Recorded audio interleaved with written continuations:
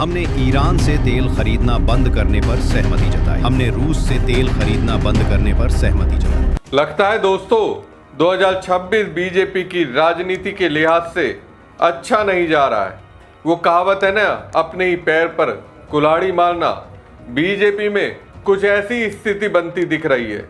BJP नेता राम माधवन ने America में ऐसा बयान दे दिया जो कहीं ना कहीं राहुल गांधी के दावों को ही मजबूती देता नजर आ रहा है। और यही बात अब बीजेपी, खासकर प्रधानमंत्री नरेंद्र मोदी और उनकी सरकार के लिए मुश्किल खड़ी कर रहा है।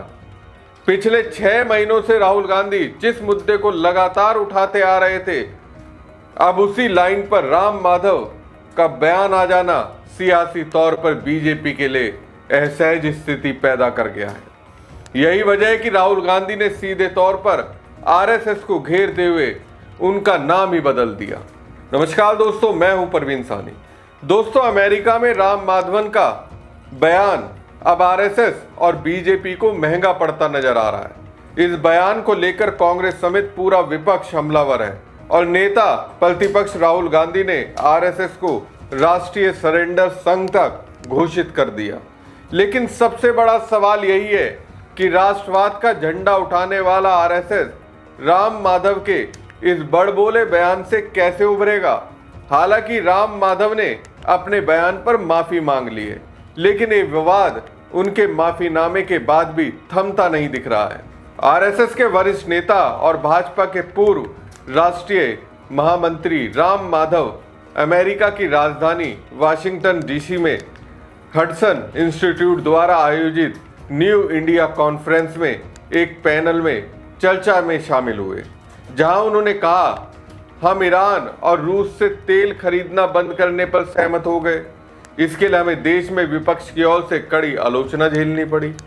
ये बयान न केवल भाजपा सरकार के लिए शर्मनाक साबित हुआ, बल्कि इसने ये भी उजागर किया कि भारत ने अमेरिकी राष्ट्रपति डोनाल्ड ट्रंप की मांगों के आगे घुटने टेक दिए। उसने ईरान और रूस से तेल आयात रोका और ट्रंप के 50% शुरुआती टैरिफ को स्वीकार किया।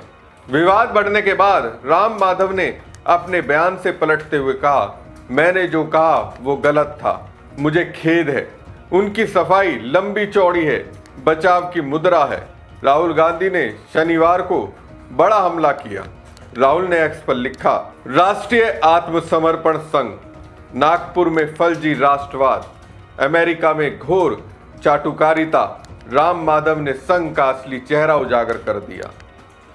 कांग्रेस ने सोशल मीडिया प्लेटफॉर्म एक्स पर लिखा, नरेंद्र का सरेंडर नीति यहां पूरी तरह उजागर हो गई। भाजपा और आरएसएस के नेता राम माधव मोदी सरकार की तुष्टीकरण नीति को जायज ठहरा रहे हैं और विश्व गुरु की विनाशकारी विदेश नीति को बेनकाब कर रहे हैं। कभी अंग्रेजों के गुलाम थे, अब आरएसएस अमेरिकियों का गुलाम बनना चाहता है। कांग्रेस के वरिष्ठ नेता केसी वेणुगोपाल ने एक्स पर पोस्ट करते हुए लिखा, एक वरिष्ठ आरएसएस नेता ने खुलकर स्वीकार किया, पीएम मोदी वाशिंगटन की धुन पर नाच रहे हैं। एक समय था जब अमेरिका का 7वां बेड़ा बंगाल की खाड़ी में था, तब भी भारत नहीं झुका। और आज एक समझौता प्रस्त प्रधानमंत्री ने भारत की संप्रभुता अमेरिका को सौंप दी। समाजवादी पार्टी ने भी इस मौके पर सरकार पर हमला बोलते हुए कहा, यह बयान भारत की संप्रभुता को अमेरिका के चरणों में अर्पित करने की स्वीकारोक्ति है। इससे स्पष्ट हो गया कि भाजपा सरकार ने भारत को अमेरिका की दास्ता में जकड़ लिया है और देश की जनता तथा भारत के साथ घोर विश्वासघात किया है। पिछले कई महीनों से राहुल गांधी और पूरा विपक्ष लगातार यह आरोप लगा रहा है कि नरेंद्र मोदी ने डोनाल्ड ट्रंप के सामने भारत की रणनीतिक आजादी से समझौता कर लिया। अब तक सरकार इन बातों को सिर्फ विपक्ष की बयानबाजी बताकर टालती रही, लेकिन अब मामला इसलिए बड़ा हो गया क्योंकि ये बात आरएसएस के ही नेता राम माधव की तरफ से आई। राम माधव को संघ में विदेश नीति पर बोलने वाला समझदार और भरोसेमंद चेहरा माना जाता है। उनकी हाल की किताब को भी आरएसएस की सोच का नया नजरिया माना जाता है। यही वजह है कि अब भारत ने अपनी संप्रभुता गिरवी रख दी वाली बात लोगों को ज्यादा सच्ची लगने लगी है। क्योंकि ये सिर्फ विपक्ष नहीं बल्कि अपने ही खेमे से आई बात जैसी लग रही है। अब थोड़ा उस पूरे मामले को आसान भाषा में समझिए। अमेरिका ने भारत के सामान पर 50% तक टैरिफ लगा दिया था।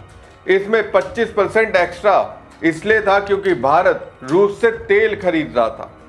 फिर 7 फरवरी को ट्रंप ने एक ऑर्डर निकालकर यह अतिरिक्त 25% हटा दिया और उसके बाद कुल टैरिफ करीब 18% रह गया। अब यहीं से सवाल उठता है, क्या यह सिर्फ सहयोग था या फिर कोई डील हुई थी? यानी क्या भारत ने टैरिफ में राहत पाने के लिए अपनी तेल खरीद की नीति बदली? यही वो पॉइंट है जिस पर विपक्ष सरकार को घेर रहा है और कह रहा है कि देश की विदेश नीति अब अपने हित में नहीं बल्कि अमेरिकी दबाव में तय हो रही है। ये पूरा मामला बीजेपी सरकार के लिए काफी शर्मिंदगी वाला बन गया है, खासकर ऐसे वक्त में जब नरेंद्र मोदी पहले से ही डोनाल्ड ट्रंप के सामने झुकने के आरोपों को लेकर विपक्ष के निशाने पर है। सबसे बड़ी बात यह है कि यह बयान किसी विपक्षी नेता या बीजेपी के प्रवक्ता ने नहीं दिया बल्कि खुद आरएसएस के नेता राम माधव ने कहा। यही वजह है कि मामला और ज्यादा गंभीर हो गया और अब सवाल उठने लगे हैं कि बीजेपी और आरएसएस के बीच आखिर मैसेजिंग और तालमेल में गड़बड़ कहां हो रही है। अब बात करें राम माधव के यू टर्न की, तो उससे मामला शांत होने के बजाय और भड़क गया है। पहली बात, इससे ये साफ हो गया कि उनका असली बयान इतना भारी था कि उन्हें वापस लेना जरूरी हो गया। दूसरी बात, विपक्ष को सरकार पर हमला करने का एक और मौका मिल गया, यानी नया मुद्दा, नया हमला। तीसरी और सबसे अहम बात, अब लोग ये पूछ रहे हैं कि रूस से तेल खरीदने को लेकर भारत की असली पॉलिसी है क्या? क्योंकि अगर सच में कोई बदलाव हुआ ही नहीं था तो फिर आरएसएस के इतने बड़े और विदेश मामलों के जानकार माने जाने वाले नेता ऐसा क्यों कहने लगे?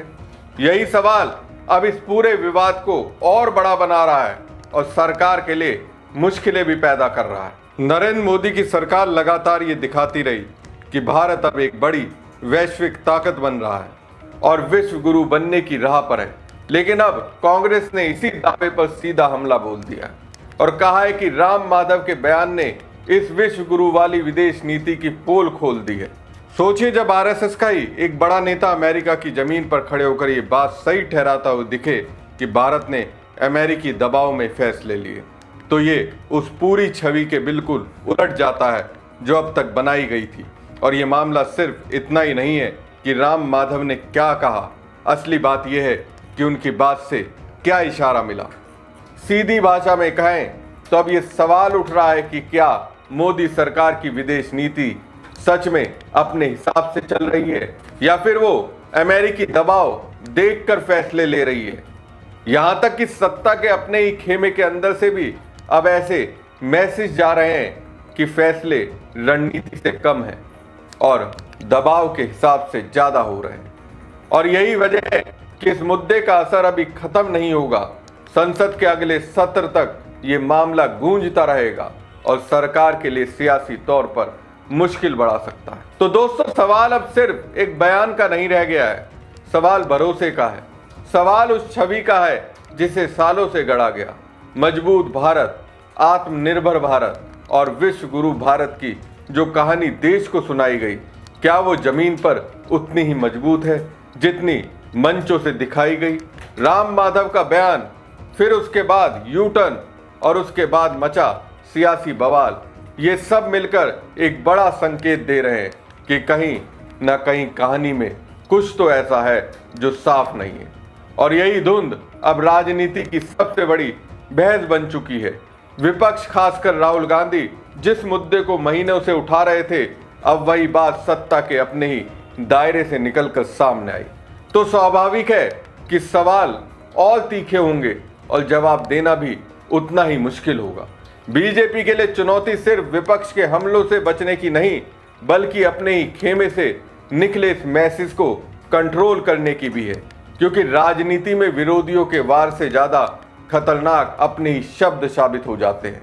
अब नजर रखिए, क्या सरकार इस पूरे विवाद पर कोई ठोस और स्पष्ट जवाब देती है या फिर ये मुद्दा आने वाले दिनों में और बड़ा सियासी तूफान बनेगा। फिलहाल इतना ही, लेकिन इस कहानी का अगला मोड़ क्या होगा ये जानना बेहद दिलचस्प होगा। हमारी खबर आपको कैसी लगी कमेंट बॉक्स में कमेंट करके जरूर बताएं। साथ ही पेज को ज़्यादा से ज़्यादा लाइक और शेयर कीजिएगा। धन्यवाद। हमने ईरान से तेल खरीदना बंद करने पर सहमति जताई। हमने रूस से तेल खरीदना बंद करने पर सहमति जताई।